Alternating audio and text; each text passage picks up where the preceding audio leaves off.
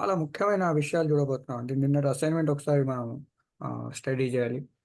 తర్వాత ఇవాళ ఆహ్, నిన్నటి దినం వరకు పాండవుల వైపు ఉన్న యోధుల గురించి దుర్యోధనుడు చెప్పుకుంటూ వచ్చాడు. ఇప్పుడు కౌరవుల వైపుల యోధుల గురించి చెప్తూ వస్తాడు. అయితే అందులో చాలా ఇంపార్టెంట్ ఫ్యాక్టర్స్ కొన్ని ఉన్నాయి. మన vision, why the vision is required. మన మోటివేషన్ ఫ్యాక్టర్స్, విజన్స్ దీని గురించి చాలా ఇంపార్టెంట్ విషయాలున్నాయి. ఇవన్నీ ఏంటంటే భగవద్గీత స్టార్ట్ చేయకముందు మనస్తత్వాలు ఎట్లా ఉంటాయి? మనసులో థింకింగ్ ఎలా ఉంటుంది?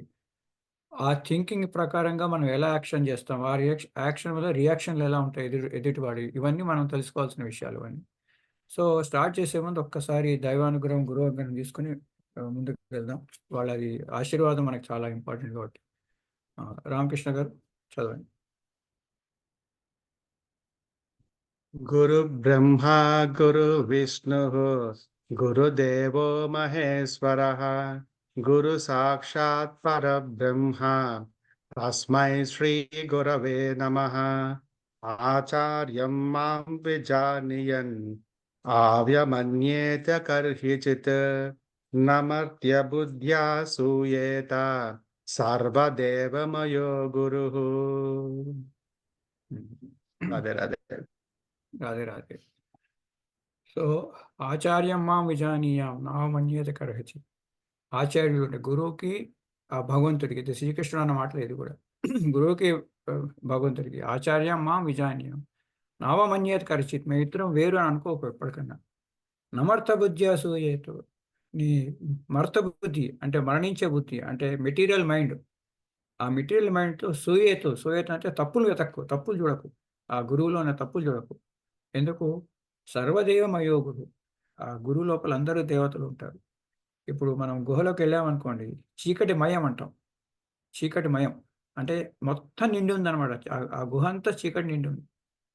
అట్లాగా ఆహ్, ఇది దేవమయం అంటే ఆ గురువు లోపల అందరు దేవతలు ఉన్నారు అని. సో, ఇది శ్రీకృష్ణుడు భాగవతంలో చెప్పిన మాటలు ఉద్ధవుడికి. ఆచార్యం మాం విజానీయాం నామన్యేత కర్హచిత్ నమర్త బుద్ధ్యా సూయేతో సర్వదేవమయో గురు. ఇంకొంచెం దీని తర్వాత తర్వాత ఇంకా డీటెయిల్‌గా చదువుదాం. అయితే నిన్నటి ఒక అసైన్‌మెంట్ ఇచ్చుకున్నాం. ఒక అసైన్‌మెంట్ గురించి స్టడీ చేస్తాం. అది గ్రూప్‌లో కూడా పెట్టుంటాను. అది ఒకసారి దాన్ని స్టడీ చేద్దాం. అది ఇంపార్టెంట్ టాపిక్ ఇప్పుడు. అది మనకి చాలా ఇంపార్టెంట్ టాపిక్. అది అసైన్‌మెంట్ అన్నది ఈరోజు టాపిక్ మనకి ఇంపార్టెంట్ ఉందది. సో, అది చదివిన తర్వాత నిన్నటి టాపిక్‌ని ఒకసారి మనం రివైజ్ చేసుకొని, ఇవాళ 7-11 అంటే 5 శ్లోకాలు చదవాలి మనం. సో, మనం తొందరగా స్టార్ట్ చేసేద్దాం. సో, నిన్నటి దినం చూసాం ఒక అసైన్‌మెంట్ అనుకున్నాం. ఒక వ్యక్తి వాళ్ళ వృద్ధురాలైన వాళ్ళ ఆంటీ దగ్గరికి బొంబాయికెళ్ళి, ఆమెని పిల్లలు లేరు కాబట్టి ఆమెను చక్కగా చూసుకున్నాడు. చూసుకొని ఆమెకి అత్యంత ప్రీతమైన కుక్కని ఇంకా ఎక్కువ చూసుకున్నాడు. చూసుకునేసరికి ఆవిడ పోయినప్పుడు ఆమె వీలునామాలో ఆ ఆస్తుపాస్తులు ఆయనకు వేరే చుట్టాలు కూడా ఉన్నారు. వాళ్ళు అప్పుడప్పుడు వచ్చి చూస్తూ పోతుండేవాళ్ళు. ఆ వీలునామాలో ఆ ఆస్తుపాస్తులన్నీ వేరే వాళ్ళకిచ్చేసి, ఈ కుక్క పిల్లని మాత్రం వీడికిచ్చింది. వీడు చాలా బాధపడిపోయాడు. నాకేంటి ఇంత అన్యాయం జరిగిందని. అయితే మనం ఫస్ట్ మొత్తం చూడాల్సింది వాడి బాధకి అసలు ఏంటి? What is the reason for his ఆహ్, డిస్ట్రెస్? ఎందుకు బాధపడుతున్నాడు? వాడికి బాధ ఎందుకొచ్చింది? ఎవరైనా ఆలోచించారండి దీని గురించి?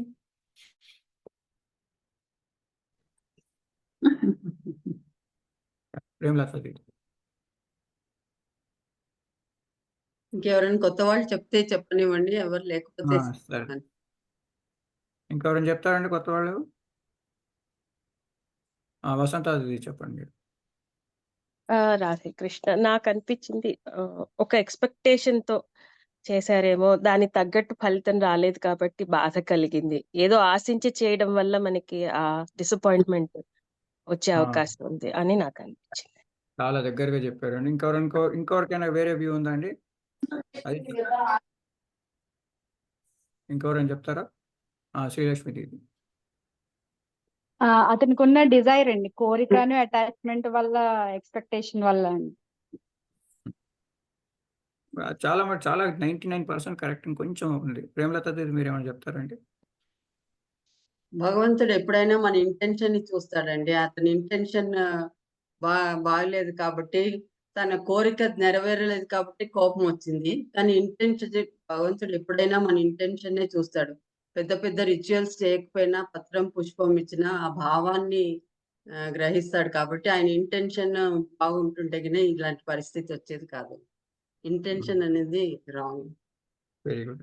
రిజల్ట్ రావడానికి ఆఫ్ కోర్స్ ఇంటెన్షన్.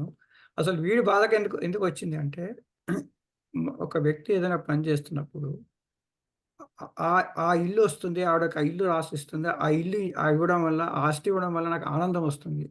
అంటే he has super imposed his happiness on something on the outcome. ఆ వచ్చే అవుట్‌కమ్ ఏదైతే ఉందో ఈ పని చేయడం వల్ల, ఆ పని వల్ల నాకు ఏదేదో ఒక ఫలితం వస్తుంది. ఆ ఫలితం మీద ఆ ఫలితం రావడం వల్ల నాకు ఆనందం వస్తుందని. సో, ఆ ఆనందాన్ని ఆ ఫలితం మీద సూపర్ ఇంపోజ్ చేసుకున్నాడు. ఎప్పుడైతే ఆ ఫలితము ఆనందం దాని మీద చేసుకున్నాడో, ఆ ఆనందం పోయింది అనేసరికల్లా బాధొచ్చేసింది. అంటే ఏమంటారంటే చేస్తున్న పని మీద ఆనందం పెట్టుకో. నువ్వు చేస్తున్న పని అదే నీ కంట్రోల్‌లో ఉంది. You think that your happiness is in doing the work. Result is not in your hands. So, దాన్ని వదిలేసేయ్. అప్పుడు ఎప్పుడైతే పని మీద నువ్వు ఆనందాన్ని సూపర్ ఇంపోజ్ చేసి ఆ పనిని ఆనందంగా చేస్తూ పోతుంటావో, అప్పుడు ఆ ఫలితం ఎట్లా వచ్చినా నీకు బాధ లేదు. ఎందుకంటే నువ్వు ఆనందిస్తున్నది ఫలితం నీ పని మీదే. మనకి బాల్ గంగాధర్ తిలక్ చెప్పాడు. ఆహ్, మన స్వాతంత్రం కోసం పోరాడుతున్నాడని. స్వాతంత్రం పోరాడుతుంటే ఎందుకయ్యా స్వాతంత్రం కోసం పోరాడుతున్నాడంటే నా జన్మ హక్కు. స్వరాజ్యం నా జన్మ హక్కు అని. స్వరాజ్యం వచ్చిన తర్వాత ఏం చేస్తావు? నేను మళ్ళా పోయి నా లెక్కలు నాకు చెప్పుకుంటాను. కాలిక్యులస్ టీచింగ్ చేసుకుంటాను స్కూల్‌లో, కాలేజీలో అన్నాడు. So, he is not putting the happiness on the result. Result మీద హ్యాపీనెస్ పెట్టట్లేదు. ఆ పని మీద happiness super impose the happiness on the work, not on the result. So, ఎప్పుడైతే మనము మన రిజల్ట్ మీద ఇంకోటి ఇక్కడ మన ఆ పని చేస్తుంది ఎందుకు? ఆవిడకి ఏదో మేలు చేద్దామని కాదు. ఇంటెన్షన్ చాలా రాంగ్ ఇంటెన్షన్ ఉంది. ఆ వృద్ధురాలికి మేలు చేద్దామని కాదు. ఆ వృద్ధురాలిని మేలు చేస్తే, ఆ మేలు నుంచి ఆవిడ నాకు ఆశిస్తే, ఆ ఆస్తి మీద నాకు ఆనందం వస్తుంది అని లెక్కేసుకున్నాడు. సో, ఎప్పుడైతే రాంగ్ ఇంటెన్షన్ ఉందో, ఆ భగవంతుడు ఇచ్చే రిజల్ట్ ఈయన చేతిలో లేదు. Result is always for infinite variables. కర్మ ఒకటే నీ చేతిలో ఉంది. కర్మ ఫలితం నీ చేతిలో లేదు. ఇన్‌ఫైనైట్ వేరియబుల్స్ ఉంటాయి. ఆ ఇన్‌ఫైనైట్ వేరియబుల్స్‌లో వీడి ఇంటెన్షన్ రాంగ్ ఉంది కాబట్టి, ఆ వచ్చే రిజల్ట్ కూడా వాడికి ఈ ఇంటెన్షన్ సరి చేసుకో అన్న దాంతోటి ఆ భగవంతుడు అలాంటి రిజల్ట్ ఇచ్చాడు. సో, ఈ 2, 3 విషయాలు గుర్తుపెట్టుకోవాలి. ఒకటేంటంటే, మనం ఎప్పుడు కూడా మనం చేసే పనినప్పుడు నా ఆనందము రిజల్ట్ ఎప్పుడు ఫ్యూచర్‌లో ఉంటుంది. ఆ ఫ్యూచర్‌లో వచ్చే రిజల్ట్ మీద ఆనందం మనం లెక్కేసుకోవద్దు. ఫ్యూచర్ మీరు చేస్తున్న పనిలో ఆనందం చూసుకోండి. అప్పుడేమవుతుంది? చేస్తున్న పని హ్యాపీగా చేసుకుంటూ పోతారు. ఆ చేస్తున్న పని ఎప్పుడైతే హ్యాపీగా చేస్తుంటారో డెఫినిట్‌గా రిజల్ట్ కూడా మీకు హ్యాపీగానే వస్తుంది. అది ఆటోమేటిక్‌గా వస్తుందది. మనం ఎప్పుడైతే దాని మీద కాన్సంట్రేట్ పెడతామో, దాంతోటి మనం చేస్తున్న పనిలో కూడా ఆహ్, మిస్టేక్‌లు అవ్వచ్చు. ఆ ప్యూరిటీ అన్నది పోతుంది. ఆ ప్యూరిటీ పోవడం వల్ల మనకేమవుతుంది? తప్పుడు సంస్కారాలనేది మనకి చేసి మనకొచ్చేసి అది బాంధవ్యం అయిపోతుందది. సో, ఇక్కడ ఇది మనం గుర్తుపెట్టుకోవాల్సింది ఏంటంటే, మన విజన్, మన వై ఫ్యాక్టర్ అంటారు. మన స్వామి ముకుందానంద వచ్చేసి మనకి విల్ పవర్ ఒకటి, వై పవర్ ఒకటి. విల్ పవర్ ఏంటి? మనం చేయాల్సిన పని మీద దాని డిస్ట్రాక్షన్స్ వస్తే, ఆ డిస్ట్రాక్షన్స్ రాకుండా ఆ పని మీదే మనం కాన్సంట్రేట్ చేయడం అన్నది అది విల్ పవర్. ఆ విల్ పవర్ కంటే స్ట్రాంగ్ వచ్చేసి వై పవర్. ఎప్పుడైతే మనకి ఎందుకు చేస్తున్నాం అన్నది ఒక స్ట్రాంగ్ మోటివేషన్ ఫ్యాక్టర్ ఉందనుకోండి. ఆ స్ట్రాంగ్ మోటివేషన్ ఫ్యాక్టర్ అన్నది మనకి కష్టాలన్నిటిని మనం ఎదుర్కొనే స్తోమతను మనకిస్తుంది. కష్టాలన్నీ ఎదుర్కొనే స్తోమత ఇస్తుంది. అందుకని వై ఫ్యాక్టర్ అన్నది ఉండాలి. అందుకే కంపెనీస్‌లో చెప్తారు. విజన్ చెప్పు అని. ఒక స్ట్రాంగ్ విజన్ ఉందనుకోండి, కంపెనీలో ఎంప్లాయీస్ అందరూ ఆ విజన్‌కి పనిచేస్తారు. ఎప్పుడైతే ఆ విజన్‌కి పనిచేస్తారో, వచ్చే కష్టాలన్నిటిని, ఒడుగుదొడుకులన్నీ ఎదుర్కొంటారు మనుషులు. సో, ఆర్గనైజేషన్స్‌లో you should have a proper vision statement చేయమని చెప్తారు. ఎందుకంటే ఎప్పుడైతే గట్టి విజన్ ఉంది, అదొక గొప్ప విజన్ ఉంది. ఆ విజన్‌కి అందరూ బై అయ్యి దానికోసం పనిచేస్తుంటే ఇంకా కష్టాలన్నిటినీ ఎదుర్కొంటారు. ఈ కంపెనీలో విజన్లు కొంతమందికి అర్థం కాకపోయినా ఇంకొక ఎగ్జాంపుల్ ఉందండి. మన ఇళ్లలో పెళ్ళిళ్ళు అవుతాయి. ఒకవేళ ఒక ఇంట్లో ఒక అమ్మాయి పెళ్ళి అవుతుంది అనుకోండి. అమ్మాయి పెళ్ళి అవుతుంటే ఆ పెళ్ళిలో ఎన్ని కష్టాలు ఉంటాయి. ఆ పెళ్ళికి ఒక 2 రోజుల ముందు మనకి సమయానికి వాళ్ళు వాటర్ ట్యాంకర్ రాదు అక్కడ. అక్కడ ఏదో సన్నాయి వాడు రాడు. సన్నాయి వాడు వస్తే ఇంకోడెవడో రాడు. మన పూజారి వచ్చేసి పూజ చేసేటప్పుడు ఏదైతే సామాను ఉండదో అదే సామాను అడుగుతారు. ఆ సామాన్లన్నీ తీసుకొస్తే ఆ కేటరింగ్ వాడు రాడు. కేటరింగ్ వాడు వస్తే వీళ్ళకేవో మనం విడుదలు అరేంజ్ చేస్తాం మగ పెళ్లి వాళ్ళ గురించి. అక్కడేదో ప్రాబ్లమ్ వస్తుంది. సెల్ ఫోన్ లేని రోజుల్లో చాలా కష్టాలు ఉంటాయి. ఇప్పుడు ఇంకా కష్టాలు. ఆ విడిది గృహంలో ఎవడో తాళాలు మర్చిపోతాడు. ఇంకోటి ఏదో అవుతుంది. ఎన్ని కష్టాలు ఉన్నా సరే అందరూ హై మోటివేషన్‌తో పనిచేస్తారు. ఎందుకు మా మా మా అక్క పెళ్ళి, మా వదిన పెళ్ళి, మా చెల్లెలి పెళ్ళి అని ఆడపెళ్లి వాళ్ళందరూ హెవీ మోటివేషన్ ఉంటుంది. అయ్యో! ఇంత కష్టం వచ్చింది, అన్ని కష్టం వచ్చింది. ఎన్ని కష్టాలు వచ్చినా జాంతానని అందరూ ధమ ధమ ధమ ఒక కలిసికట్టుగా పనిచేసి ఆ పెళ్లి అనేది చాలా సక్సెస్‌ఫుల్‌గా చేస్తారు. ఇంత బాగా అవ్వడానికి మెయిన్ రీజన్ ఏంటి? There is a why power. ఒక ఒక ఒక ప్రాపర్ గోల్ ఉంది. ఆ గోల్‌ని అందరూ యాక్సెప్ట్ చేసి ఇది మనం అచీవ్ చేయాలంటారు. అది ఎన్ని కష్టాలండి మ్యారేజ్‌లో. ఆయన ఎప్పుడు కూడా ఆ కష్టాల గురించి బాధపడరు. ఎందుకంటే అది it's a part of the life అని. ఏంటి ఇలా వచ్చింది, అలా వచ్చింది. మధ్యలో మానేసి వదలరు. అదే ఆ వై ఫ్యాక్టర్ లేకపోయేసరికల్లా ఇక సర్లే ఇవి చేస్తుంటే కష్టం వస్తుంది, అది చేస్తే అది కష్టం వస్తుందని చెప్పి ఆ కష్టాలకి కొంచెం దూరం పోతుంటారు. ఈ కష్టం పోనిరా దేవుడా అని చెప్పి మనం పరిగెడుతుంటాం. సో మెయిన్ ఇంపార్టెంట్ వచ్చేసి ప్రాపర్ విజన్. ఒక హై మన గోల్ ఉండాలి. ఆ గోల్ కోసమని పని చేయాలి. అయితే మధ్యలో కష్టాలు వస్తుంటాయి, నష్టాలు వస్తుంటాయి, ఒడుగుదొడుకులు వస్తుంటాయి. ఆ గోల్ ఎప్పుడైతే మనకి హై గోల్ ఉండి ఆ విజన్‌కి మనం పనిచేస్తుంటామో అప్పుడు ఈ ప్రాబ్లమ్స్ అన్నీ రావు. అయితే మనం చూసాం నిన్నటి దాంట్లో చూసాం మనం. మనలో ఉన్న ఈ ఈ ఈ మ ఏంటది ఆ తత్వాన్ని మనలో ఉన్న ఆ స్పిరిచ్యువల్ ఎనర్జీని ట్యాప్ చేయాలంటే, ఆ ట్యాప్ చేయడం కోసమని మనకొక మంచి నోబుల్ గోల్ ఉండాలి. ఒక నోబుల్ గోల్ ఉండాలి. అదేంటి స్వార్థమైన గోల్ గాదు. ఒక నోబుల్ గోల్ ఉండాలి. ఇక్కడ ఏమైంది ధర్మం కోసం కొట్లాడుతున్నారు వీళ్ళందరూ. ఈ ఈ మిగిలిన వాళ్ళందరూ గూడా ఆహ్, ఇప్పుడు ఆ కాశీరాజు వచ్చాడు. కాశీరాజు వచ్చి మన ధర్మరాజుకి సపోర్ట్ చేస్తున్నాడు. దానివల్ల కాశీరాజుకి ఏమన్నా రాజ్యం వస్తుందా ఆడికి? ఏమీ రాదు. విరాట్ రాజు వచ్చి సపోర్ట్ చేస్తున్నాడు. ఏమైనా లాభం వస్తుందా? ఏమీ రాదు. తర్వాత ఇంకోళ్ళెవలో వచ్చి సపోర్ట్ చేస్తున్నారు. ఏమైనా లాభం వస్తుందా? ఏమీ రాదు. కానీ ఒక నోబుల్ గోల్. అయ్యో! వీళ్ళకి అన్యాయం జరిగింది. అన్యాయం జరిగిందని ఎదుర్కోవాలి. అయితే మనము ఒకసారి అన్యాయం పోయాం వీళ్ళతోటి. ఇలా ఎంతమందిని అన్యాయం చేస్తారు? ఒకడు నించున్నాడు. మనం వీకే. వీళ్ళ దగ్గర 7 అక్షరములే ఉన్నాయి. వాడి దగ్గర 10 అక్షరములున్నాయి. ఓడిపోవచ్చు. ఓడిపోతే ఓడిపోయాం. బట్ విల్ ఫైట్ అన్నది ఒక కామన్ గోల్. ఎవ్వరికీ కూడా వేరే గోల్స్ లేవు. అందరూ కామన్ గోల్‌తోటి ఇక్కడ ఆహ్, ఆహ్, చుట్టుముట్టారు. ఎవరెవరు వచ్చారు? వీడు చూస్తున్నాడు ద్రౌపదిపుత్రైన శిష్యని అని చెప్పి. కానీ పక్కన వేరే వాళ్ళని చూస్తాడు. దుష్టకేతు, కాశీరాజు, పురుజిత్తు, కుంభిభోజ, శైబ్యుడు వీళ్ళందరూ కూడా యుధన్యుడు, తర్వాత ఉత్ ఉత్తమౌజుడు, సుభద్ర పిల్లలు, ద్రౌపది పిల్లలు వీళ్ళందరికీ కూడా the goal and vision is same. ఎవరికి కూడా విజన్, గోల్ అనేది మార్పు లేదు. అందరికీ ఒకటే విజన్ ఉంది. ఒకటే గోల్ ఉంది. ఆ గోల్ కూడా చాలా నోబుల్‌గా ఉంది. మన స్వార్థపూరితమైనది కాదు. సో, ఇక్కడ మరి ఈ దుర్యోధనుడి వైపు కూడా చాలామందున్నారు. దుర్యోధనుడి వైపు కూడా చాలామందున్నారు. భీష్ముడున్నాడు, ద్రోణుడున్నాడు. వాళ్ళకి కామన్ గోల్ ఉందా? ఇక్కడ వై ఫ్యాక్టర్ ఉంది. Why factor is same for all the people. ఏది దుష్టకేతుడికి, కాశీరాజుకి, మన అటువైపు ఉన్న మిగిలిన రాజులందరూ దుష్టదిమ్ముడికి గాని, వాళ్ళకి గాని, వీళ్ళకి గాని ఫ్యాక్టర్ వాళ్ళ వాళ్ళ వాళ్ళ goal and factor is same. But ఇక్కడ మన దుర్యోధనుడి వైపు వేరే రాజులందరూ ఉన్నారు.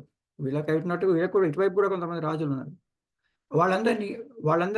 వాళ్ళందరి గురించి ఈ ద్రోణుడికి చెప్తాడు. ఇప్పుడు ద్రోణుడికి చెప్తాడు. ఆ ద్రోణుడికి చెప్పినప్పుడు ఒక్కొక్కడు why they are fighting? Is there a common factor or is there different factors?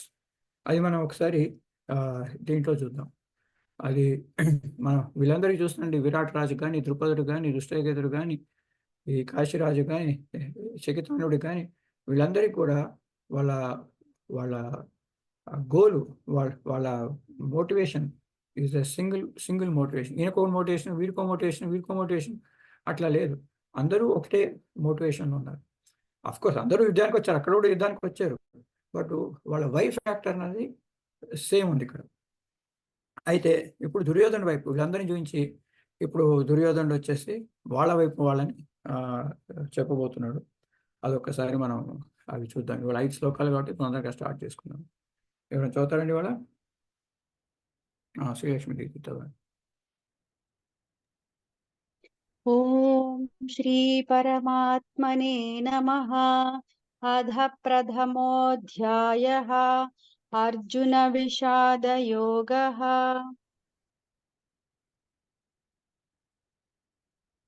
अस्माकं तु विशिष्टाये तान्निबोधस्त्विजोत्तमा नायका मम सैन्यस्य संज्ञार्थं तां ब्रवीमि ते.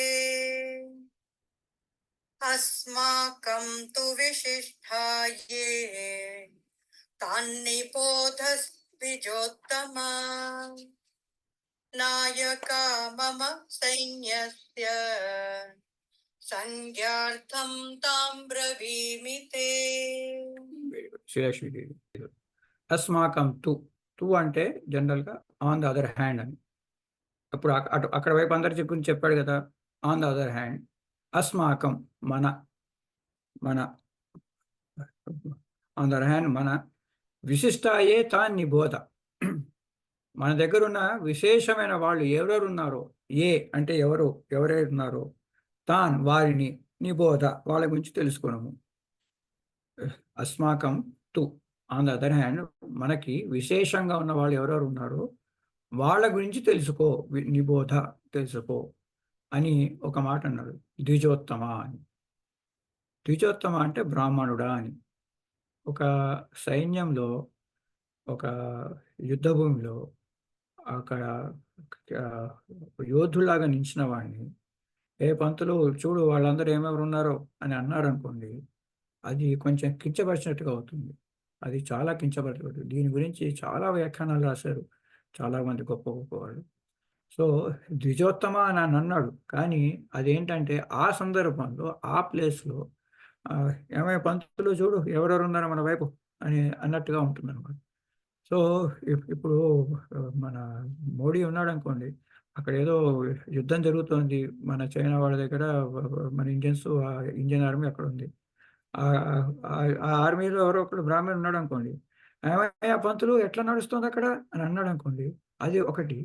Yes army general what is happening, director general what is happening అన్నాడు అనుకోండి, అదొకటి. అంటే నిన్ను డైరెక్టర్ జనరల్గా చూస్తున్నాను అనడం ఒకటి, నిన్ను ఒక పంతులాగా చూస్తున్నాను అనడం ఒకటి. పంతులు అంటే గొప్ప విషయమే ఉండొచ్చు, తర్వాత అదేది వేరే కార్యక్రమాలప్పుడు, అది యాగాలు చేసేటప్పుడు, అవి చేసేటప్పుడు అక్కడ వచ్చి డైరెక్టర్ జనరల్ అంటే అధికించవలసినట్టు. సో ఆ కాంటెక్స్లో ద్విజోత్తమ అని పిలవడము ఒక రకంగా, నువ్వు నిజంగా ఆర్మీ పర్సన్ అయితే నువ్వు ఏదో దక్షిణ కోసం చేసిన పని కాకుండా ఆర్మీలాగా పనిచేయి అని ఒక రకంగా టాంట్ చేస్తూ చెప్తున్నాడు అన్నమాట. అస్మాకం మన దగ్గర విశేషంగా ఉన్న వారి గురించి నిబోధమే నేను నీకు తెలుసుకో. నాయక మమ సైన్యస్య, మన దగ్గర మన సైన్యంలో ఉన్న గొప్ప నాయకులు, వాళ్ళని సంజ్ఞార్థం అంటే వాళ్ళని ఇండికేట్ చేస్తూ, సైన్ ఇది కాగ్నిటివ్ వర్డ్ అంటారు దీన్ని. సంజ్ఞార్థం అంటే వాళ్ళని ఇండికేట్ చేస్తూ, తాన్ బ్రహ్మీవితే నేను వాళ్ళ గురించి చెప్తాను. ఎవరికి? తే నీకు చెప్తాను. నాయక మమ సైన్యస్య సంజ్ఞార్థం అంటే ఒక ఇండికేషన్ లాగా చెప్తాను. మన వైపు ఎవరున్నారు అంటే ఒక ఇండికేషన్ లాగా చెప్తాను. ఆ ఇండికేషన్ లాగా చెప్తాను. తాన్ బ్రహ్మీవి నేను చెప్తాను వాళ్ళ గురించి. తాన్ అంటే వాళ్ళ గురించి, బ్రహ్మీవి అంటే నేను చెప్తాను. ఎవరికి? తే మీకు నేను చెప్పబోతున్నాను. సో మన సైన్యం కూడా ఏం తక్కువ లేదు, మనది కూడా విశేషమైన సైన్యమే. దాని గురించి కూడా ఆలోచించు. నిమోదమే, నువ్వు దాని గురించి కూడా తెలుసుకో. అది దివ్యజాతమా, మన దగ్గర కూడా గొప్ప గొప్ప సైనికులు ఉన్నారు, వాళ్ళ సంజ్ఞార్థం నేను నీకు చెప్పబోతున్నాను అని చెప్పి వీళ్ళ సైన్యం గురించి చెప్తున్నాను. ఓకే, అది వాళ్ళ సైన్యంలో ఏమేమి ఉన్నారు, ఎట్లాంటి వాళ్ళు ఉన్నారు, ఏం సంగతి, అది మనం నెక్స్ట్ శ్లోకంలో చూద్దాం. ఇది చాలా ఇంపార్టెంట్ శ్లోకం. భవాన్ భీష్మశ్చ కర్ణశ్చ కృపశ్చ సమితింజయః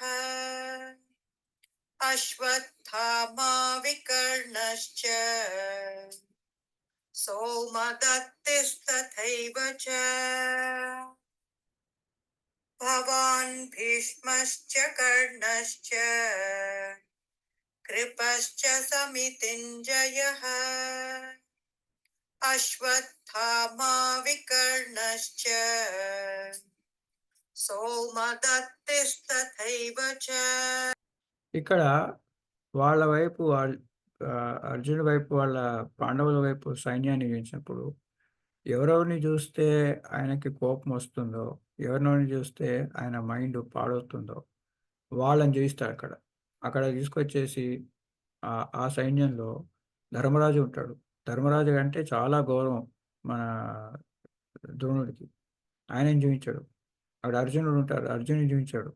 ఇంకా వేరే వాళ్ళు ఎవరో ఉన్నారు, వాళ్ళెవరిని చూపించాడు. ఎవరిని చూస్తాడు? ద్రుపదుడు, ఎవడైతే మన అర్జునుడి యొక్క శిష్యుడు లాయల్గా ఉన్నాడు, మీ వాడు లాయల్గా లేడు, ఆ ద్రుపదుడి కొడుకు దుష్టదుమ్యుడు, వీళ్ళందరినీ చూపిస్తాడు అక్కడ వైపు.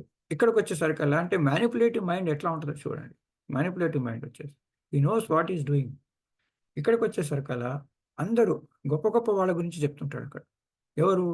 భవాన్ అంటే మీరు, మన వైపు ఉన్న యోధుల గురించి చెప్తున్నాడు. భవాన్ అంటే మీరు, అంటే ద్రోణుడు. భీష్ముడు అందరికీ చాలా గౌరవమైన వ్యక్తి. కర్ణుడు న్యూట్రల్, ఎవరికి అంత బ్యాడ్ నేమ్ లేదు, అంత మంచి గుడ్ నేమ్ లేదు, న్యూట్రల్. కృపాచార్యుడు వచ్చేసి ఈ ద్రోణుడికి బావమరిది. ఈ ద్రోణి యొక్క సిస్టరు కృపాచార్య యొక్క భార్య. సో కృపాచార్యుడు కూడా అక్కడ టీచర్, అంత ద్రోణుడు రాకముందు ఆయన టీచర్ వాళ్ళందరికీ, అందుకే కృపాచార్యుడు అయ్యాడు. సో భవాన్ భీష్మశ్చ కర్ణశ్చ కృపశ్చ సమితంజయ అశ్వత్థామ. ఇక్కడ సమితంజయ అని ఉంది, సమితంజయా అని లేదు, ప్లూరల్ కాదు ఇది. సమితంజయ అంటే యుద్ధంలో ఎప్పుడు ఓడిపోని వాళ్ళు అని, ఎప్పుడు జయం. సమితంజయ ఎప్పటికీ చక్కగా యుద్ధంలో గెలిచేవాళ్ళు. ఓకే, భవాన్ భీష్మశ్చ కర్ణశ్చ కృపశ్చ సమితంజయ అశ్వత్థామ.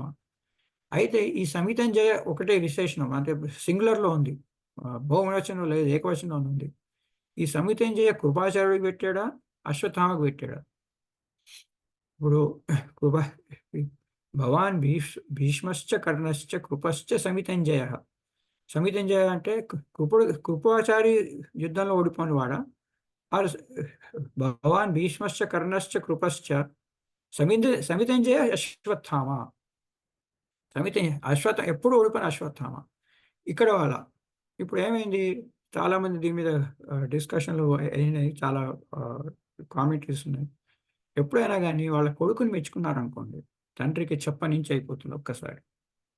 ఒక్కసారి వాళ్ళ కొడుకుని మెచ్చుకుంటే తండ్రికి ఒక్కసారి చెప్పనించి, మావాడు ఎంత గొప్పవాడు అని ఆ ఫీలింగ్ రావాలని చెప్పి సమితింజయ అశ్వత్థామ, ఎప్పటికి ఓడిపోని వాడు మీ అశ్వత్థామ అని.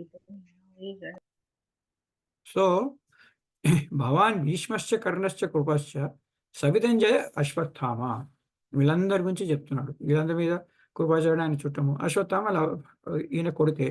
ఎలాంటి కొడుకు? సమితింజయ కొడుకు. అలా చెప్పి తర్వాత వికర్ణశ్చ సోమదత్తి.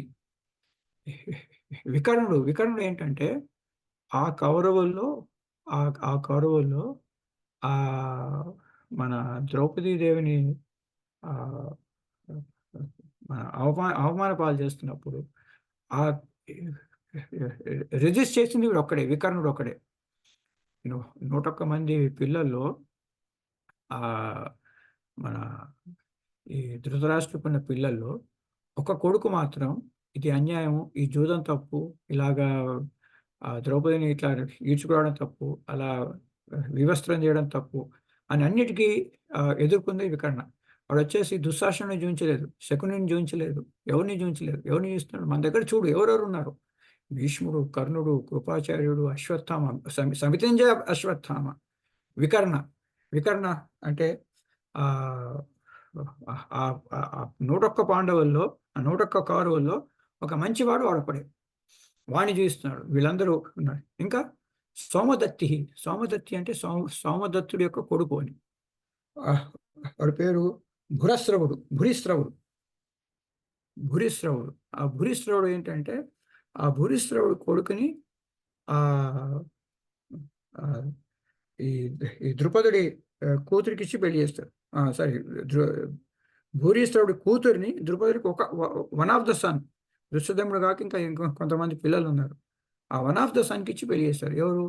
ఈ సౌమిదత్తుడి యొక్క కొడుకు భూరిశ్రవుడు ఉన్నాడు. ఆ భూరిశ్రవుడి యొక్క కూతురు ఆ ద్రుపదుడి యొక్క మన కొడుకుతో పెళ్లి చేస్తారు. చూడు ఆ ద్రుపదుడు ఎంత చెడ్డవాడు, వాడి విజయంకుడు కూడా మన వైపు కొట్లాడుతున్నాడు అని అక్కడ వాళ్ళ మీద కోపానికి మన దగ్గర ఉన్న వాళ్ళందరూ చాలా మంచివాళ్ళు, నువ్వు ఎవరైతే గౌరవిస్తున్నారో వాళ్ళందరూ మన వైపు ఉన్నారు అని చెప్పడం కోసమని ఈ షోస్ తెస్తామన్నమాట. అంటే ఆ నెగోషియేషన్ స్కిల్స్ వాడికి ఎంత ఉంటాయో చూడండి. ఎదుటి వాళ్ళు తప్పులు చూపించడం, వీడి దగ్గర ఎన్నో తప్పులు ఉన్నారు. అక్కడ దుశ్శాసనుడు ఉన్నాడు, చెత్త చేసిన వాడు, శకుని ఉన్నాడు, వాళ్ళ గురించి మాట్లాడు, దుశ్శాసనుడి గురించి మాట్లాడు. అటువైపు మన ధర్మరాజు గురించి మాట్లాడు, మన అర్జునుడి గురించి మాట్లాడు, ఇంకా వేరే మంచి వాళ్ళ గురించి మాట్లాడు. సో ఎవరి మీద కోపం వస్తుందో వాళ్ళని చూస్తాడు, ఎవరి మీద గౌరవం వస్తుందో వాళ్ళని ఇక్కడ చూస్తాడు. భగవాన్ భీష్మశ్చ కర్ణశ్చ కృపశ్చ సమితింజయ అశ్వత్థామ. వాళ్ళ కొడుకుని పెంచుకుంటాడు అన్నమాట. సమితింజయ అశ్వత్థామ వికర్ణశ్చ సౌమిదత్తశ్చ తదైవచ. సో ఇక్కడ వాళ్ళ కొడుకుని పెంచుకునేసరికి ఇప్పుడు మనం చూస్తుంటాం. మీరు ఎక్కడన్నా ఈ కోచింగ్ సెంటర్స్కి వెళ్ళండి. కోచింగ్ సెంటర్స్కి వెళ్ళి మా వాడండి కొంచెం ఇంటర్మీడియట్ చదువుతున్నాడు, మాకు కోచింగ్ ఇప్పిస్తారని వెళ్తే మేము టెస్ట్ పెడతామని అంటాడు. టెస్ట్ పెట్టగానే 99% ఆఫ్ ద టైం ఎవరు టెస్ట్ రాశారు సార్, డెఫినెట్ ఐఐటి క్యాండిడేట్ అంటాడు. కొంచెం ట్రైనింగ్ ఇస్తే డెఫినెట్ ఐఐటి క్యాండిడేట్ అంటాడు. అనగానే ఫాదర్కి చాలా ఆనందం ఇస్తున్నాడు. అబ్బా తెలుసండి వాడు చాలా తెలివైన వాడు, చదవడు అని చెప్పేసి ఆ ₹1,00,000 ఫీజు కట్టబడి కట్టేసి వచ్చేస్తాడు. సో బై కిండ్లింగ్ ద అటాచ్మెంట్ వాళ్ళు ఏం చేస్తారు? ఇప్పుడు చూడండి, కోపంతో మనసు భ్రష్టు చేస్తారు. అటాచ్మెంట్ని ఇంకా స్ట్రాంగ్ చేసేసి అక్కడ కూడా వాళ్ళ పాయింట్ ఆఫ్ వ్యూలో పనిచేసేటట్టుగా చేసుకుంటారు. So these are the negotiation techniques, negotiation strengths. These bad people, వాళ్ళకి ఆ స్ట్రెంగ్త్ బాగుంటుంది అక్కడ, వాళ్ళకి చాలా తెలివి ఉంటుంది. తెలివి తక్కువ ఏం కాదు. ఓకే, సో ఇది వాళ్ళ సైన్యం, మొత్తం సైన్యం యొక్క మన లిస్టు. అయితే ఒక్కటి మనం చూడాలి. అక్కడ మనం చూసాం అంతకుముందు పాండవుల వైపు ఉన్నారు ఎవరెవరు? విరాటుడు, ద్రుపదుడు, దుష్టకేతుడు, వీళ్ళందరికీ కామన్ విజన్ ఉంది. They are all fighting for one cause. They are all common ఉంది, నోబుల్ విజన్ ఉంది. నోబుల్ దాని గురించి అందరూ పనిచేస్తున్నారు. మనం చెప్పినట్టుగా ఒక పెళ్లిలో పెళ్లి అవుతున్నప్పుడు అందరూ ఎన్ని కష్టాలు ఉన్నా సరే ఎదుర్కొంటారు వాళ్ళు. ఇప్పుడు ఇంట్లో అమ్మాయి పెళ్ళి అవుతుంది అనుకోండి, మన హెల్త్ కొందరికి బాగుండు, వాళ్ళకి స్ట్రెంత్ వచ్చేస్తుంది. హెల్త్ బాగాలేని వాడికి కూడా స్ట్రెంత్ వస్తుంది. అన్నను ఒక తమ్ముడు కూడా ఉంటాడు, వాడు స్లే పని చేయడం మామూలుగా. ఈ అక్క పెళ్ళి, చెల్లి పెళ్ళి అనగానే ఎక్కలేని ఎనర్జీ వస్తుంది. వాడు 4 ఫ్రెండ్స్ని వాడు పట్టుకొచ్చుకుంటాడు. ఇంటి పక్కన వాళ్ళు, ఇంటి ఎదురుగుండా వాళ్ళు, చుట్టాలు అందరూ కలిసి ధమా కూర్చుని ఏవో ప్రాబ్లమ్స్ వస్తుంటాయి. అన్ని ప్రాబ్లమ్స్ని ఇది ప్రాబ్లం వచ్చింది అని అనుకోరు. They all do it. ఎందుకంటే there is high motivation and there is ఒక వెనకాల స్ట్రాంగ్ రీజన్ ఉంది, వై పవర్ ఉంది. Why power, not only will power, there is why power. So ఇక్కడ అన్యాయం జరిగింది, అన్యాయాన్ని ఎదుర్కోవాలి, ఎన్నాళ్ళని మనం సహిస్తాం అని జనాలు అక్కడ అవుతుంటారు. అయితే ఇక్కడ ఎంత స్ట్రాంగ్ వై పవర్ ఉంది కదా, మరి వీళ్ళందరూ ఎందుకు కొట్లాడుతున్నారు? Why is Dronacharya fighting? Why is Bhishma fighting? Why is Karna fighting? Why is Kripacharya fighting? Why is Vikarna fighting? వీళ్ళందరికీ కామన్ గోల్ ఉందా? డైవర్సిఫైడ్ గోల్ ఉందా? అంటే చూడండి, భీష్ముడికి అసలు యుద్ధం చేయడం ఇష్టం లేదు అక్కడ. యుద్ధం చేయడం ఇష్టం లేదు. కానీ ఏమవుతుంది అక్కడ? హీ హాస్ గివెన్, ఆయన ఏదో ఒక దీని ఏమంటాడు, హీ హాస్ గివెన్ వన్ వో, ఏదో ఒక ప్రతిజ్ఞ చేశాడు. ఆ ప్రతిజ్ఞ భంగం అయితే నా ఆనందం పోతుంది. ఆ ప్రతిజ్ఞ భంగం అయితే నా పేరు ప్రత్యక్షలు పోతాయి. So I have to stick to that, even if there is I'm fighting on the wrong side. Even if I'm fighting on the wrong side, for me, my word is more important than the the truth. ఇప్పుడు వాడు game అయిందండి, ఆస్తి లాక్కున్నారు. ఆ 13 ఏళ్ళు చేయమన్నారు. 13 ఏళ్ళు వెళ్ళారు, వచ్చారు, బ్యాక్ వచ్చేస్తారు. వచ్చిన తర్వాత వాళ్ళ రాజ్యం వాడికి ఇచ్చేయాలి. వీడికి ఆ భయం. అసలుకే ఏమీ లేనప్పుడే ఒక ఒక మామూలుగా ఒక ఎడారిలో ఒక చిన్న రాజ్యం పడేస్తే, ఆ ఎడారినే చాలా బాగా ఇంప్రూవ్ చేసుకుని ఒక పెద్ద రాజ్యం తయారు చేసి, ఒక రాజసూయం చేసుకుని, ఇంతమందిని కూడగట్టుకుని వీడికంటే స్ట్రాంగ్ అయి కూర్చున్నాడు.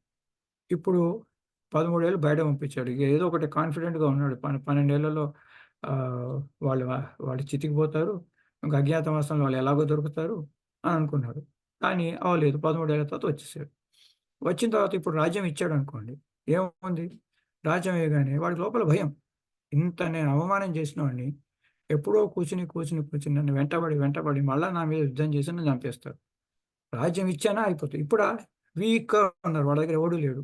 ఒక ఏదో 2-3 ఏది కాశీరాజు గీశరాజు చిన్న వాళ్ళు ఉన్నారు. వాళ్ళని చంపేస్తే, ఇప్పుడు యుద్ధం చేసి చంపేస్తే, ద్రోణుడు భీష్ముడు వీళ్ళందరూ నాకు ఉన్నప్పుడు చేస్తే నాకు ఇంకా పర్మనెంట్ ప్రాబ్లం పోతుంది. లేదనుకోండి, ఈ ఛాన్స్ మళ్ళీ రాదు. వాళ్ళకి రాజ్యం ఇచ్చేస్తే మళ్ళీ వాళ్ళ మీద పోయి అటాక్ చేద్దామంటే ఎందుకు అటాక్ చేస్తారు? వాళ్ళ రాజ్యంలో ఉన్నారు కదా, నీకెందుకు అని చెప్పి ద్రోణుడు ఆపుతాడు, భీష్ముడు ఆపుతాడు, అందరూ ఆపుతారు. ఈవెన్ ధృతరాష్ట్రుడు వద్దురా బాబు అని ఆపేస్తాడు. ఈ ఛాన్స్ వాళ్ళు వదులుకోవద్దని చెప్పి వాడు ఈ దుర్యోధనుడు ఎందుకు హీస్ అఫ్రేడ్. ఇప్పుడు కనుక నేను రాజ్యం ఇచ్చేస్తే నన్ను ఎప్పుడో చంపేస్తాడు. సో వాడి మోటివేషన్ ఏంటి? Is fear is his motivation. ఇప్పుడు వదిలేస్తానని చంపేస్తాను. భీష్ముడు ఏం చేస్తున్నాడు? ఇది అన్యాయం అయినా సరే నాకు తెలుసు, వాళ్ళు 13 ఏళ్ళు మన కాంట్రాక్ట్ ప్రకారం కంప్లీట్ చేసుకుని వచ్చారు. వచ్చిన తర్వాత వాళ్ళ రాజ్యం వాళ్ళకి ఇవ్వకపోవడం, నేను ఇవ్వను పో అని చెప్పి వీడు కబ్జా చేయడం. కబ్జా చేసిన దానికి ఇప్పుడు ఎవడో ఉన్నాడండి, మన చుట్టం ఉన్నాడు, వాడు ఎవడో వచ్చి కబ్జా చేసుకున్నాడు పక్క వాడి ఇంటి ల్యాండ్ని. ఆ ల్యాండ్ని కబ్జా చేసుకుని వాడికి మనం సపోర్ట్ చేయడం ఏంటి? వాడు తప్పు చేసిన వాడిని. పాపం ఎవడో ఇల్లు వాడు కష్టపడి డబ్బులు పెట్టి ఇల్లు కొనుక్కుంటే, ల్యాండ్ కొనుక్కుంటే, వీడు పోయి దాన్ని ఆక్రమించిన వాడిని సపోర్ట్ చేయడం తప్పు కదా. సో తప్పు అని తెలిసి చేస్తున్నాడు భీష్ముడు. ద్రోణుడు ఏంటి? నాకు తిండి లేని రోజులో వీళ్ళు వచ్చి నాకు తిండి పెట్టారు, ఆ gratitude, I have to continue my gratitude అని చెప్పి ద్రోణుడు. సో హీస్ ఒక నోబుల్ కాజ్ కాదు, నా ప్రారంభం నేను వీళ్ళకి యూడిగం చేయాలి కదా అని చెప్పి చేయడం. కర్ణుడు ఎందుకు? కర్ణుడికి అప్పుడు అర్జునుడు చూస్తే ఈర్ష్య. అర్జునుడు అంత ధనుర్ధరుడు లేడు, వాడంత గొప్ప విల్లుకారుడు లేడు అని అందరూ మెచ్చుకుంటుంటారు. వాడికంటే నేను గొప్పవాడిని ప్రూవ్ చేసుకుంటా. ఇది తప్ప నాకు వేరే చాయిస్ లేదు. This is my choice where I can prove my superiority. అక్కడ మోర్ దాన్ హెల్పింగ్ దుర్యోధన, కర్ణుడి యొక్క మోటివేషన్ వచ్చేసి నేను అర్జునుడి కంటే గొప్పవాడిని అని ప్రూవ్ చేసుకోవాలి అని అందరూ వాడికి వచ్చారు. అక్కడ వై పవర్ అన్నది డిస్ట్రాక్టెడ్ ఉంది. అక్కడ వై పవర్ అనేది కాన్స్టెంట్ లేదు, ఒక్కొక్కరికి ఒక్కొక్క వై పవర్ ఉంది. నేను అర్జునుడి కంటే గొప్పవాడిని ప్రూవ్ చేసుకోవాలి. అర్జునుడి కంటే ఒక్కొక్కటి ప్రూవ్ చేస్తే వాళ్ళు ఇద్దరు పోవాలి, పైన ద్రోణాచార్యుడు భీష్ముడు వాళ్ళు పోతే కానీ ఈయనకు అది రాదు. సో ఒకవేళ యుద్ధం గెలిచారనుకోండి, గెలిచిన తర్వాత ద్రోణుడి వల్ల గెలిచాడు, భీష్ముడి వల్ల గెలిచాడు, కర్ణుడి వల్ల ఏమవుతుందండి? సో ఇన్ ఎ వే ఇంటర్నల్గా వాళ్ళిద్దరు పోతేనే నా గొప్పతనం వస్తుందని చెప్పి లోపల పడుతుంది.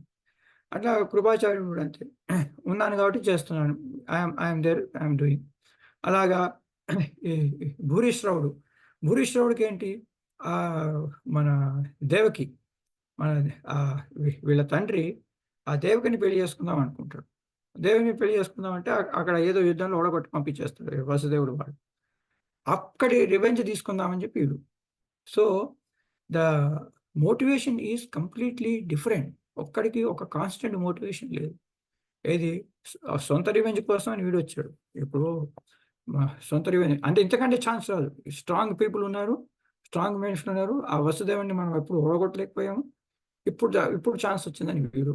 ఇంకొకడేమో నేను సుపీరియర్గా ప్రూవ్ చేసుకుంటాను వీడు. నేను ఒక శపథం పట్టాను కాబట్టి నాకు శపథం ఇంపార్టెంట్. అధర్మమైనా సరే నేను దాన్ని సపోర్ట్ చేస్తాను ఇంకోతను. ఇలాగా అందరూ ఒక్కొక్కళ్ళకి వాళ్ళ కామన్ ఫ్యాక్టర్ అనేది లేదు. మోటివేషన్, విజన్ అనేది కామన్ విజన్ లేదు. So the leader should create a common vision. ఆ కామన్ విజన్ క్రియేట్ చేసి దానికోసమని పనిచేస్తుంటే అప్పుడేమవుతుంది, ఆ విజన్లోనే భగవత్ శక్తి ఉంటుంది. ఆ విజన్లోనే భగవత్ శక్తి ఉంటుంది. మీరు ఇవన్నీ మీరు ఆలోచించాలి. సో యజ్ఞార్థాత్ కర్మలోనే వచ్చే లోకోయం కర్మబంధనం. యజ్ఞంలాగా పనిచేయాలి ప్రతి ఒక్కటి. యజ్ఞం అంటే ఒక కామన్ కాజ్ కోసం పనిచేయాలి అందరూ. అది కూడా సుపీరియర్ కాజ్ కోసం పనిచేయాలి. నిత్యం యజ్ఞే ప్రతిష్ఠితం. భగవంతుడు ఎక్కడ ఉంటాడు? నిత్యం యజ్ఞే ప్రతిష్ఠితం. మన 3వ అధ్యాయంలో 16వ శ్లోకంలో వస్తుంది మనకి.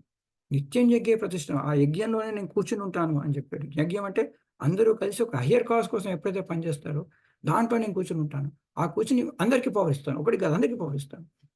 సో ఇది మనం చూడాల్సిన పరిస్థితి. సో ఒకవైపు పాండవుల వైపు ఉన్న వ్యక్తుల్ని చూశాడు, ఇంకోవైపు కౌరవుల వ్యక్తులు చూశాడు. ఇప్పుడు వాళ్ళ కంపారిజన్ చేస్తున్నాడు. ఇంకా కంపేర్ చేస్తున్నాడు. ఇంకా అప్పుడే కంపారిజన్ కాదు, ఇంకొంతమంది గురించి చెప్తున్నాడు. ఓకే. అన్యే చ బహవః శూరా మదర్తే త్యక్త జీవితాః నానా శస్త్ర ప్రహరణాః సర్వే యుద్ధ విశారదాః. అన్యే చ బహవః శూరా మదర్తే త్యక్త జీవితాః నానా శస్త్ర ప్రహరణాః సర్వే యుద్ధ విశారదాః. Very good. ఇది వేరే వాళ్ళు కూడా కొంచెం ప్రయత్నం చేయండి. మీరు చదువుతూ ఉంటే ఆ చిచ్చక్తి అనేది లోపలికి వస్తుంది. ఇవి భగవంతుడు చెప్పిన వాక్యాలు కాబట్టి ఈ భగవద్గీత వాక్యాలు చెప్తూ ఉంటే దానివల్ల ఒక భగవత్ శక్తి అనేది మన లోపలికి ప్రవహిస్తూ ఉంటుంది. ఇది నేను చెప్పింది కాదు, శాస్త్రం చెప్పింది. అది ఈ 18వ అధ్యాయంలో కూడా ఈ మాట చెప్తాడు శ్రీకృష్ణ పరమాత్మ చెప్తాడు.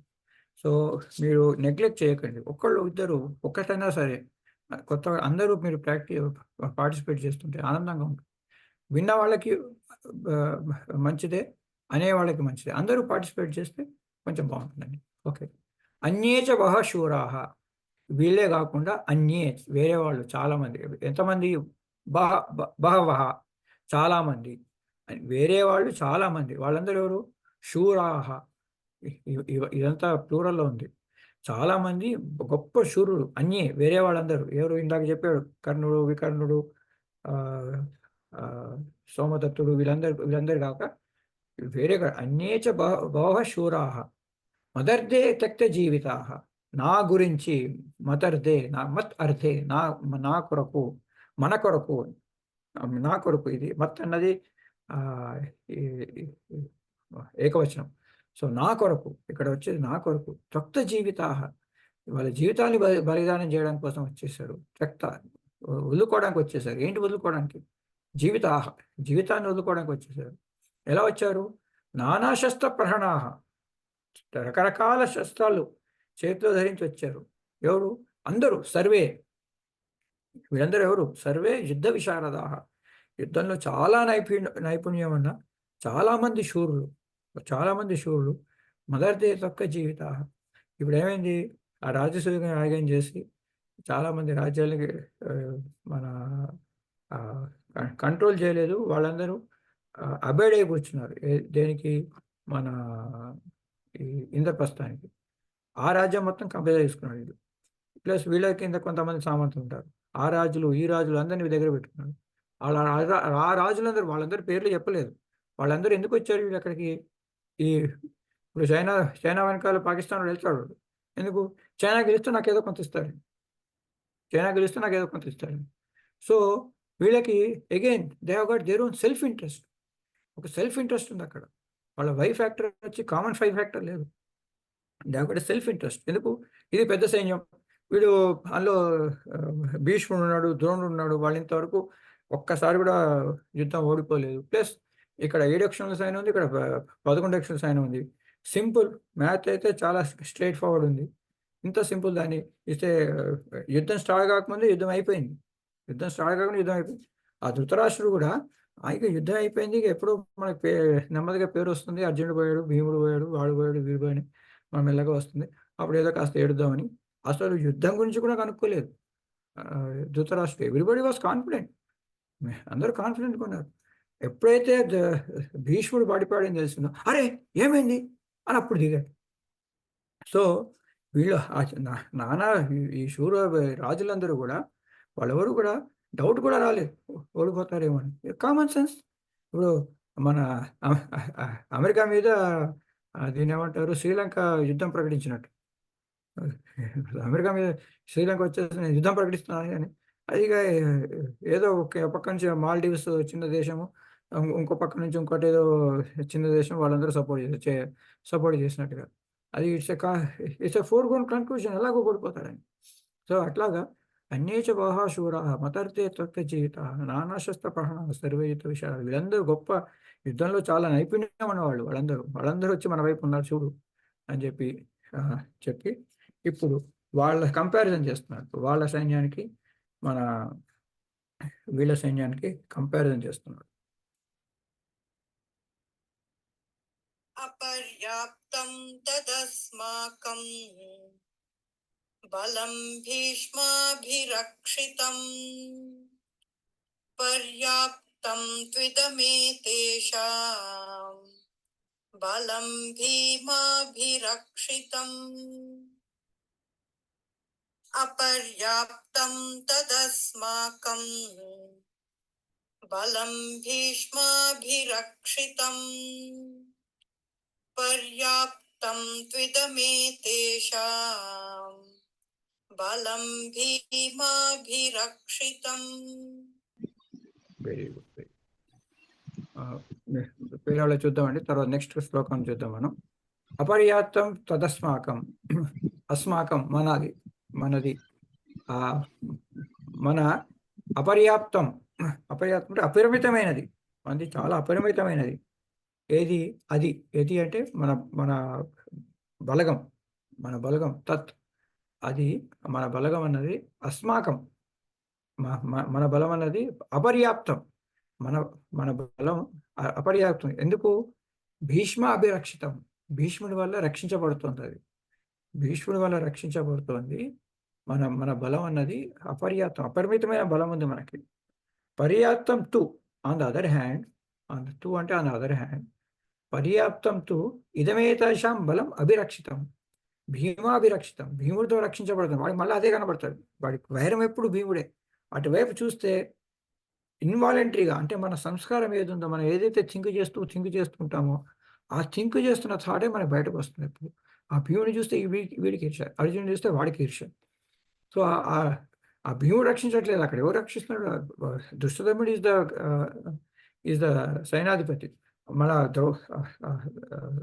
ద్రోణాచార్య ఫస్ట్ వెళ్ళగానే వాడిని చూస్తాడు, ఇన్వాలంటరీగా మళ్ళీ వీడికి భీముడు వచ్చేస్తుంది. సో పర్యాప్తం తు ఇదమేతేషాం బలం భీమాభిరక్షితం. సో మనది ఫుల్ అపరిమితమైన బలం మనకుంది, వాళ్ళది లిమిటెడ్ బలం ఉంది. భీముడితో రక్షించబడుతున్న ఆ ఆర్మీ చాలా లిమిటెడ్ బలం ఉంది, మనదేమో చాలా బలంగా ఉంది. అయినా సరే he's giving some direction. He's giving some direction. అదేంటి ఆ డైరెక్షన్ చూద్దాం ఒకసారి. అయనేషు చ సర్వేషు యథా భాగమవస్థితాః భీష్మమేవాభిరక్షन्तు భవంతః సర్వ ఏవ హి. అయనేషు చ సర్వేషు యథా భాగమవస్థితాః भीष्ममेवाभिरक्षन्तु भवन्तः सर्व एव हि వెరీ గుడ్.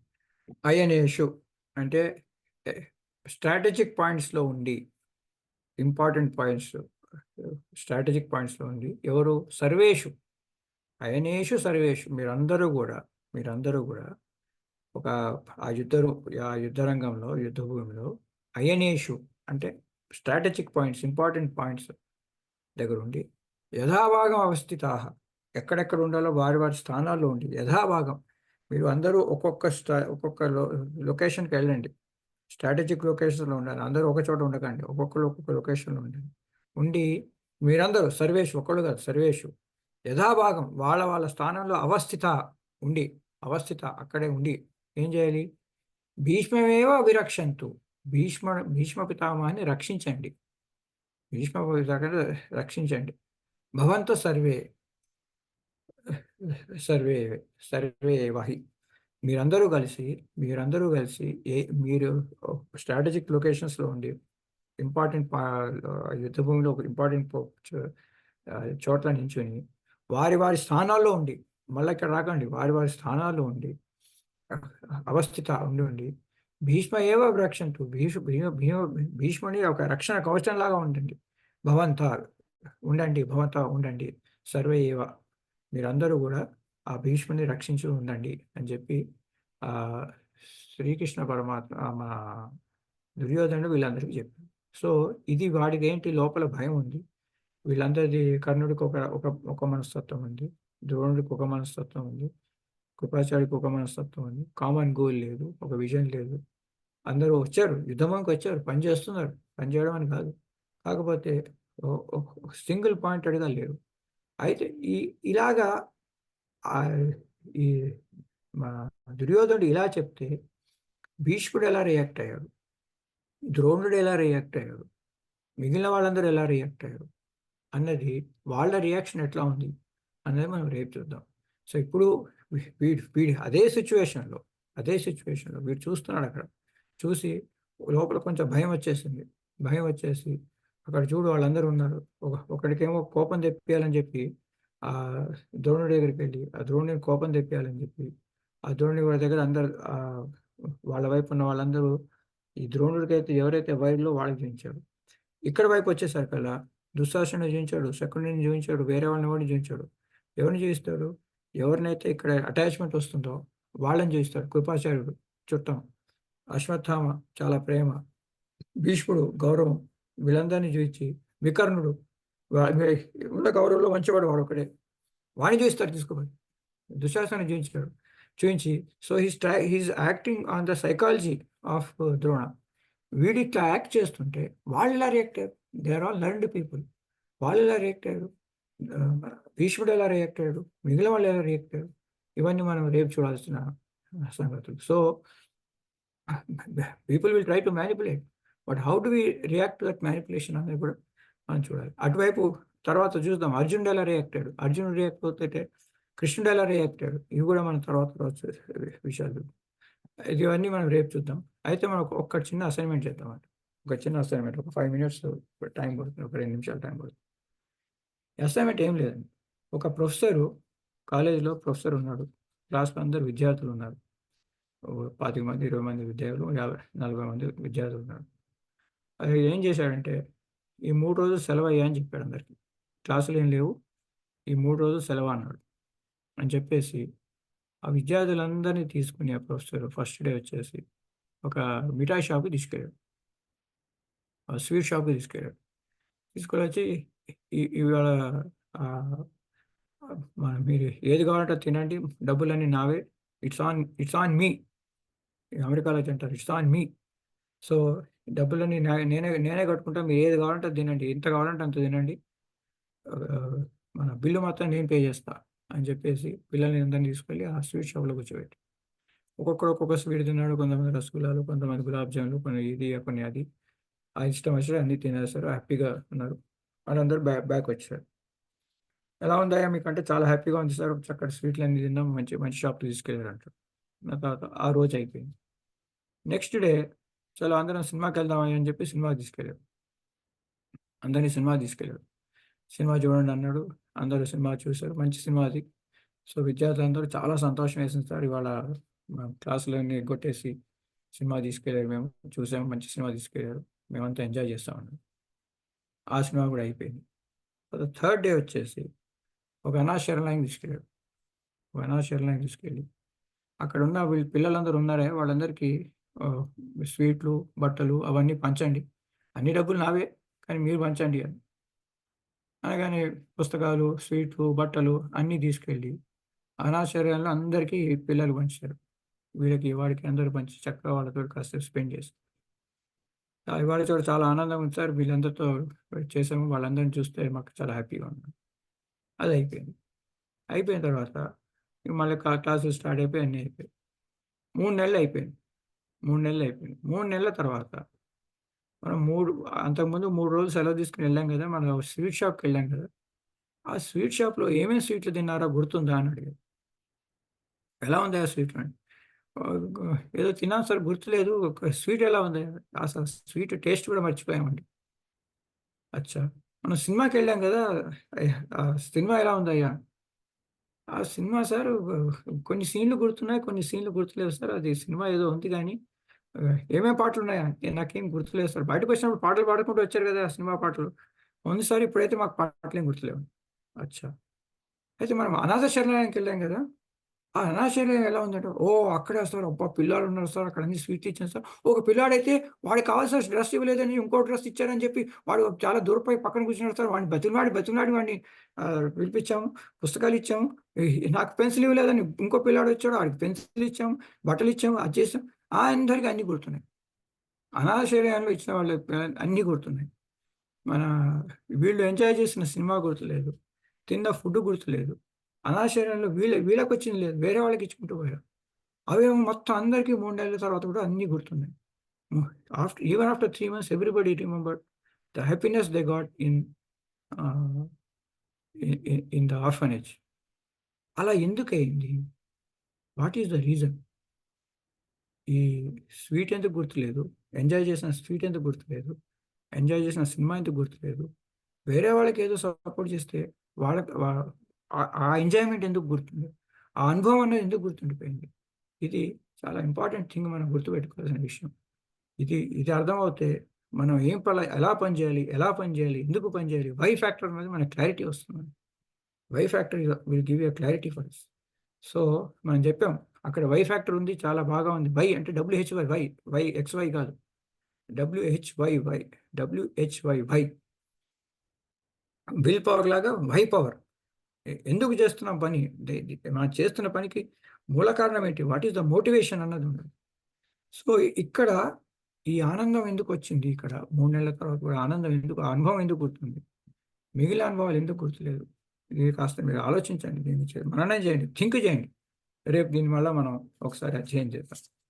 సో ఇది మనకి మొదటి అధ్యాయం వచ్చేసి శ్రీకృష్ణుడు ఏం మాట్లాడకపోయినా gives a very good background about the human psychology.